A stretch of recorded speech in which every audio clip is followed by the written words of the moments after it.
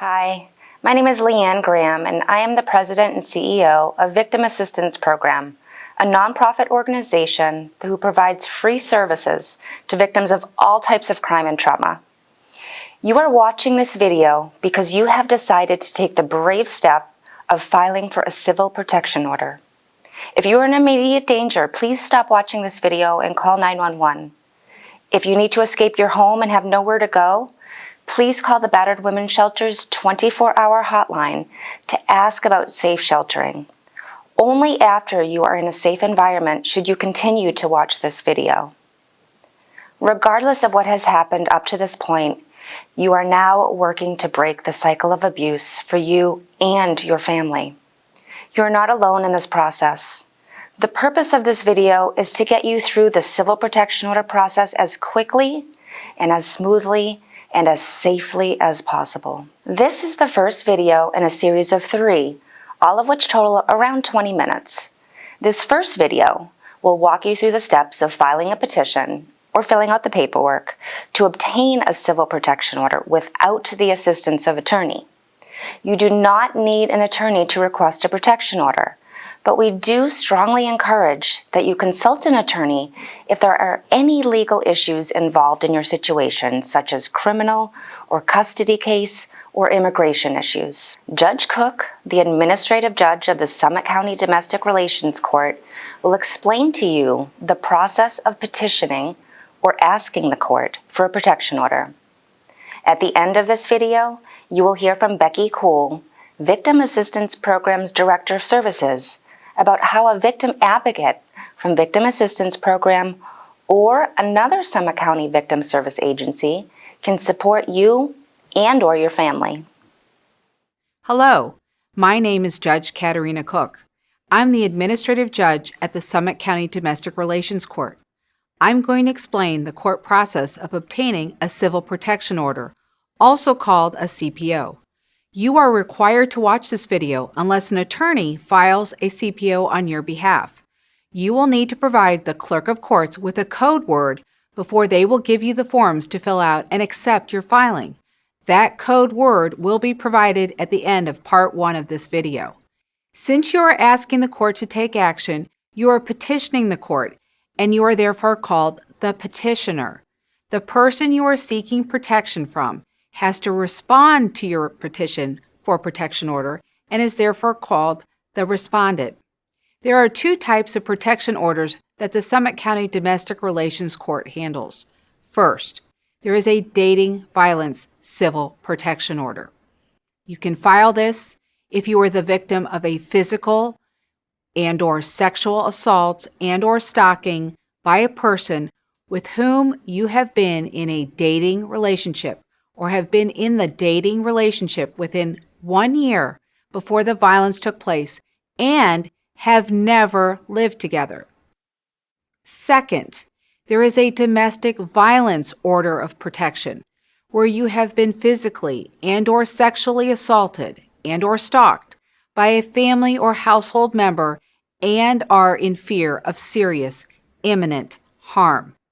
A family or household member means that you are any of the following: a spouse of the respondent, a former spouse of the respondent, natural parent of the respondent's child, other relative by blood or marriage of the respondent or petitioner who has lived with the respondent at any time, child of the respondent, parent of the respondent, foster parent. A person living as a spouse of the respondent is defined as now cohabitating or cohabitated within 5 years before the alleged act of domestic violence. If your association with the respondent doesn't fall within at least one of these relationships, then you are not filing the correct petition. If you have been stalked by a person who has no relation to you, such as a neighbor or an acquaintance, you may be eligible for an anti-stalking order through Summit County Common Pleas Court General Division. You can obtain that paperwork at the Summit County Clerk of Courts.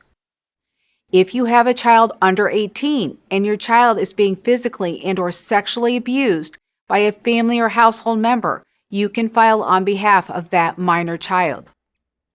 If you are requesting protection for your minor child, you must also complete a parenting affidavit. It is important that when you fill out your petition, you provide the facts and include all of the information that you know.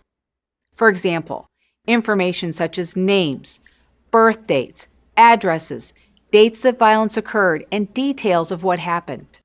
You can be brief in your description, but the court needs to know more than, "I was harmed," "I'm scared," "he or she is mentally ill and violent."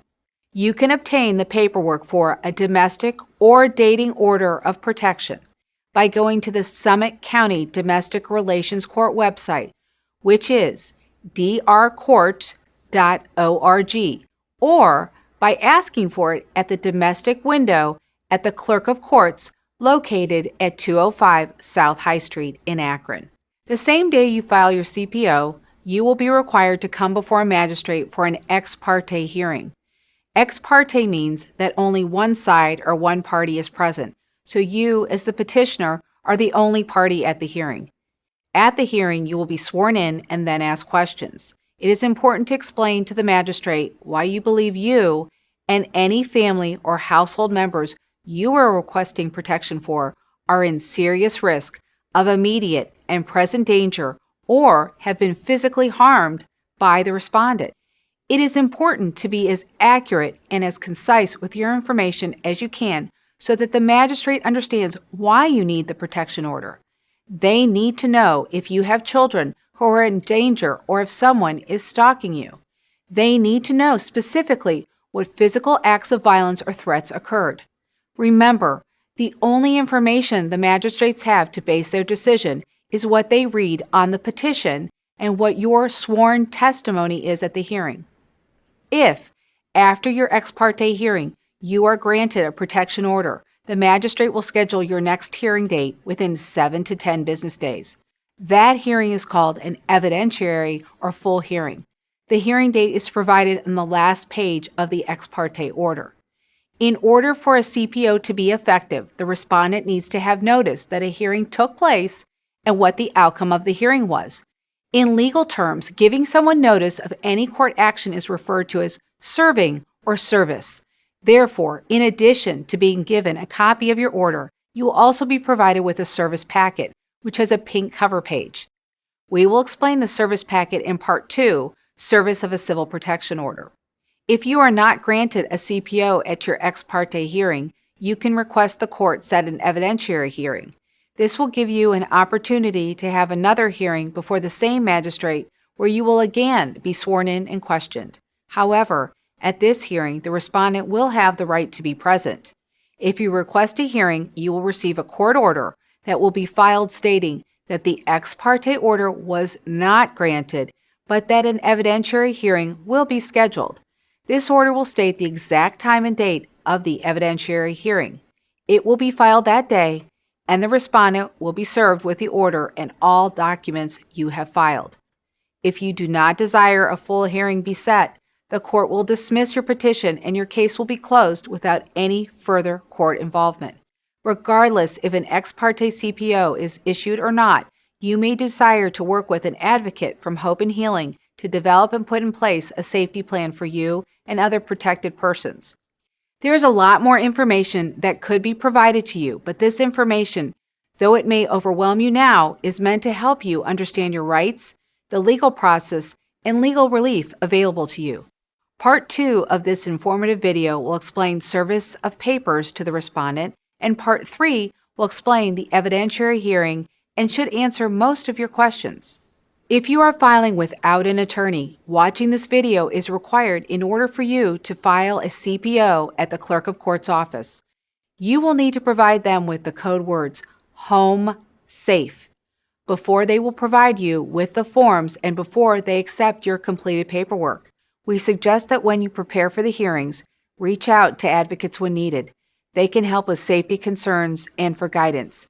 Advocates are not attorneys, and therefore, while they can't legally represent you at the hearings, they can serve as a good resource on how to maintain your safety, assist with preparing for the hearing, and provide you with support during the pendency of the case and thereafter. Dating and domestic violence protection orders do work. They are an important tool that can help protect you and your family. Court personnel and law enforcement take these protection orders very seriously. These people will do their best to protect you. But remember, the protection orders they issue and/or enforce are only a piece of paper. So it is important that you use your best effort to keep you and your household members safe.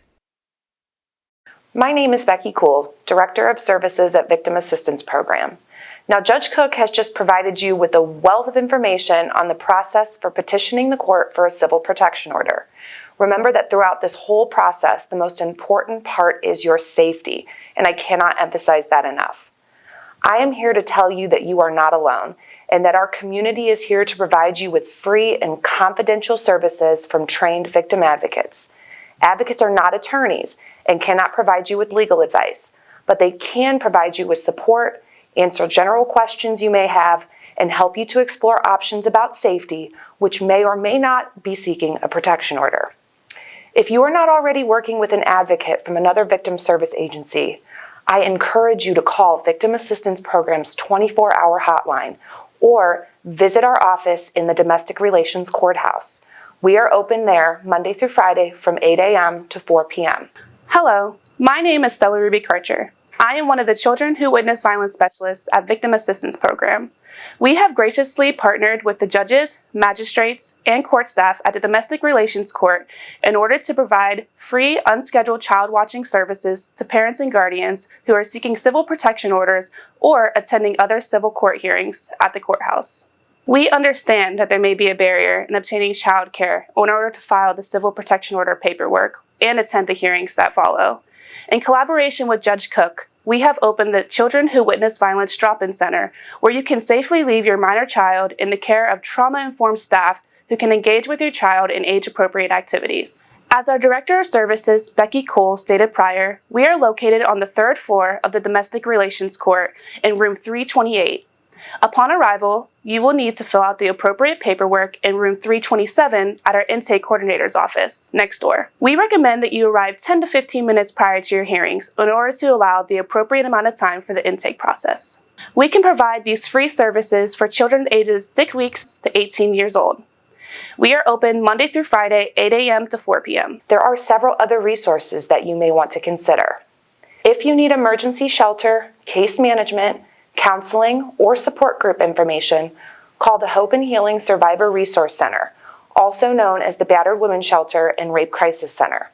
Asian Services in Action, or Asia Inc., provides victim advocacy, legal services, and interpretive services to the immigrant and refugee community. Greenleaf Family Center can provide interpretation, advocacy, and support services to the deaf and hard of hearing community, and counseling services to the larger community. Finally, Community Legal Aid Services serves as an additional option for legal services that are free for qualifying individuals. Now, I know that this is a lot of information to take in. Watch this video as many times as you need. There's going to be an additional 2 videos in this series that are going to detail additional steps after you file your order of protection. Take a deep breath and know that there is a community of professionals waiting to support and encourage you as you navigate through this process.